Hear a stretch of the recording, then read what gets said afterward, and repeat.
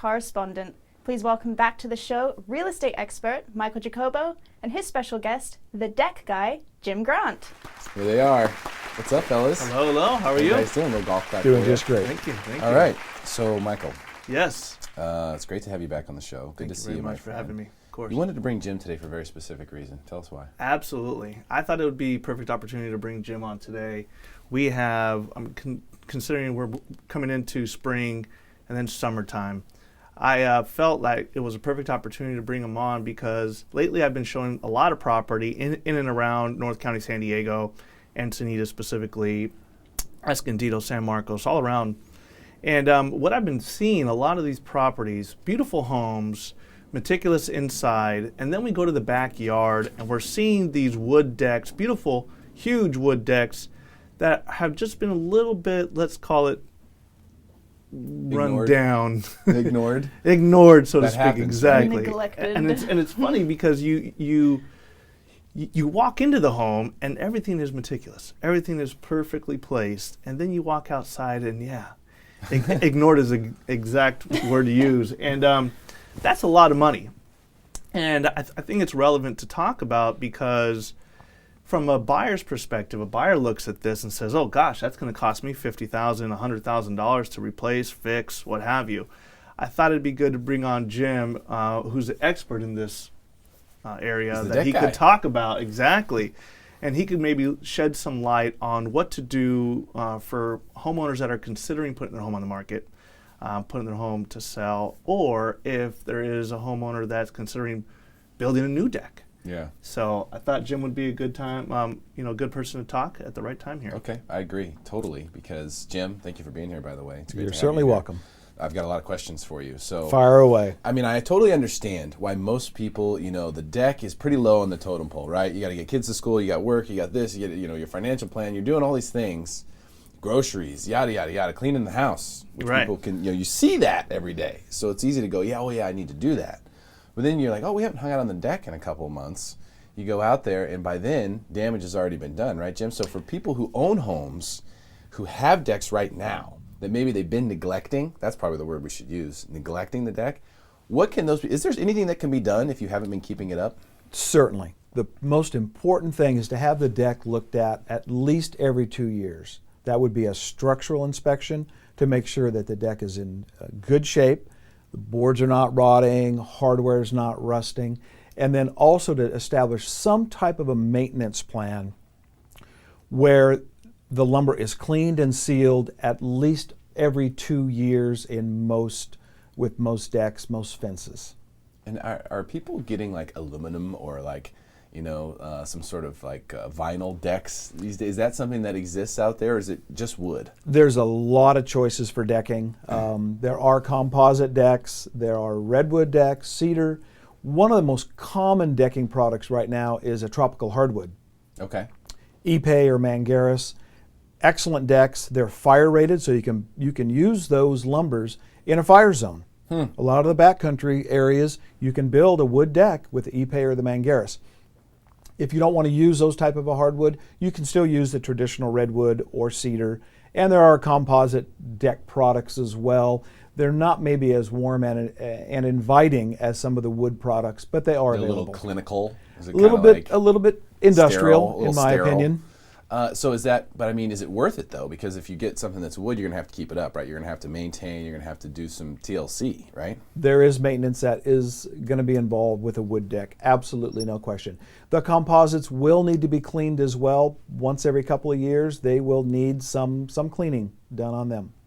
Just like a power washer though, right? I mean, you don't have to do anything too crazy. Power washer, some deck cleaners, stiff brush, scrub it down, rinse it down.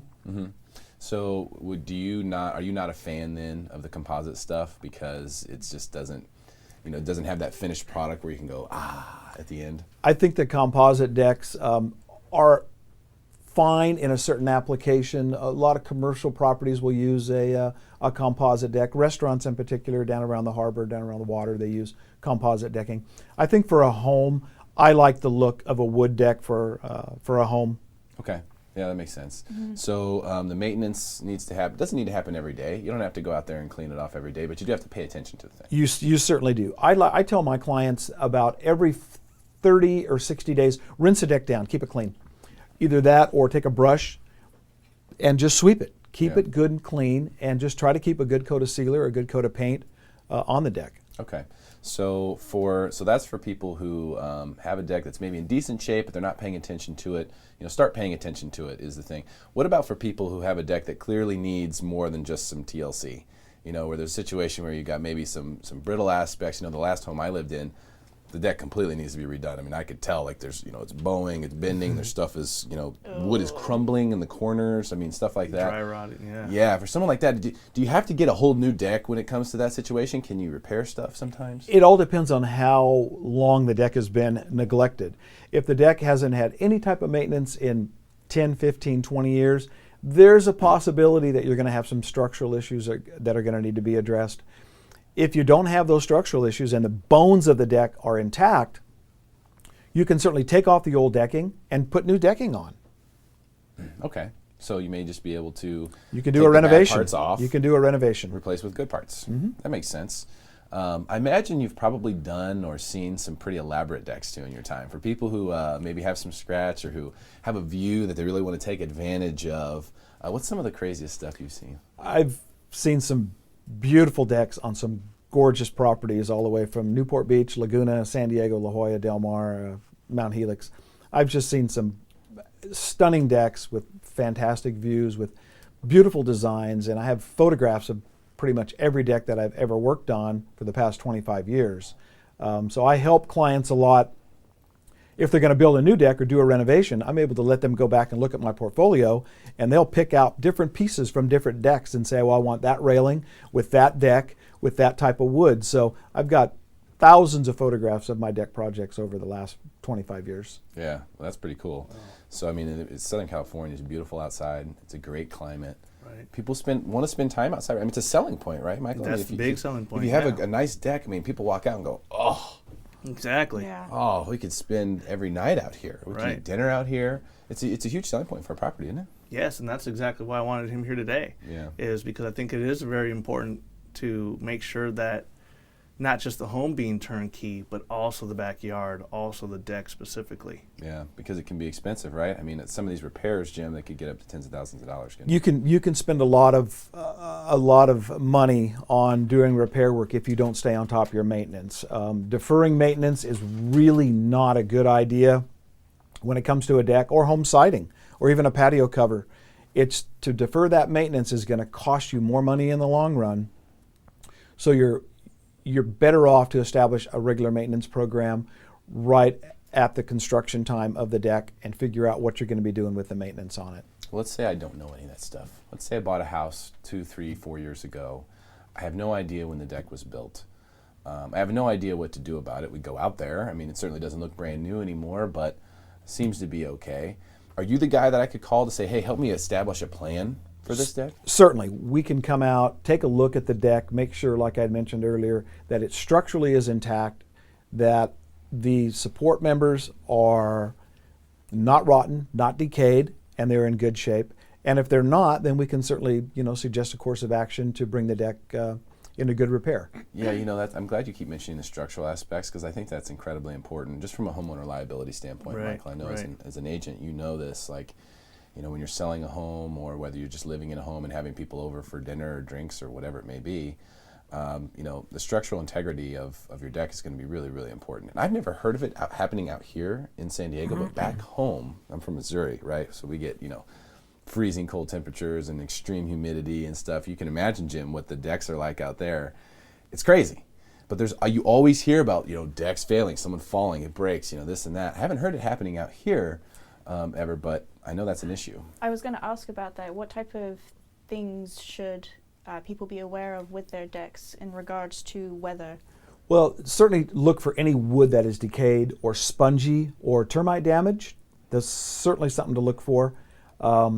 There are hidden things in a deck also that maybe you might not be aware of. Moisture damage where the ledger attaches to a wall. That ledger should really be intact.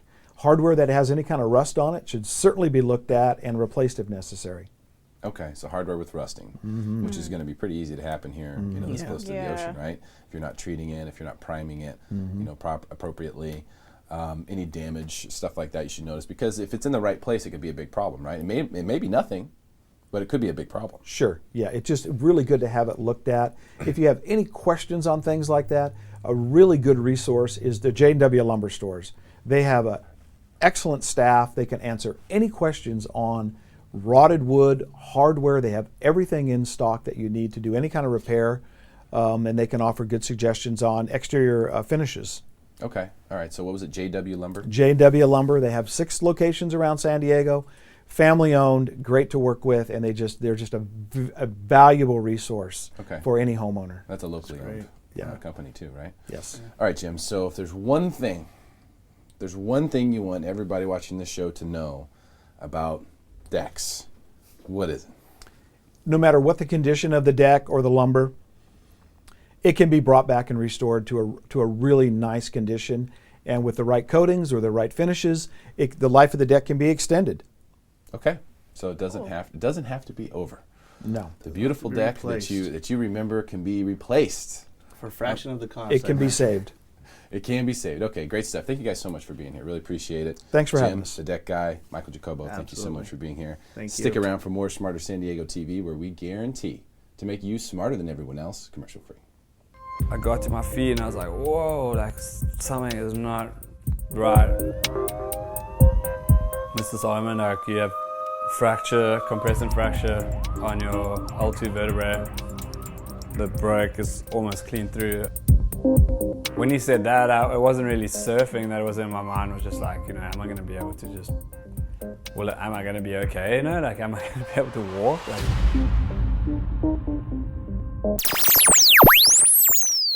That's the thing. Renminbi is going to get a lot weaker, which makes the dollar a lot stronger, and that kills off all the other better their product, markets better as their well, systems, and make because sure they're that reliant on putting something getting. Yeah, I've they've never got to heard pay back of their loans in the dollar. an They've got investor to pay group back or a flipping obligations company in that will dollars. come back a They've year oil's later to traded fix in something if there's a dollars.